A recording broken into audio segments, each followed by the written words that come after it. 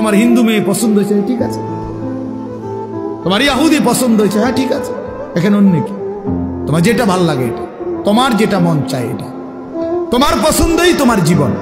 খোদার কসম, কোরআন শরীফের আয়াত আছে বাপ, সূরা আরাফের মধ্যে আল্লাহ তাআলা বলছে, এই মনের ইচ্ছা মতো যে চলে, ওয়াত্তাবা হাওয়াহু, যে তার নফসের মনের চাহিদার অনুসরণ করে, আল্লাহর বিধান, রাসূলের বিধান, কোরআনের বিধান, ইসলামের বিধান, ধর্মের বিধান কিছুই যে মানে না, কোনো ধার ধারে না, পরোয়া করে না, পাত্তা দেয় না, আল্লাহর কসম, আল্লাহ কোরআনে বলছেন ফামাসালুহু কামাসালিল কালব, ওই ব্যক্তির উদাহরণ, ওই ব্যক্তির জিন্দেগি কুকুরের মতো, কুত্তার মতো, কুত্তার মতো, কুত্তার মতো, কুত্তার মতো। ওই জিন্দেগি কুত্তার জিন্দেগি, ওই জিন্দেগি কুত্তার জিন্দেগি।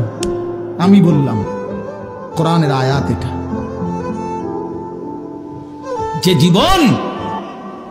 যে জীবন মালিকের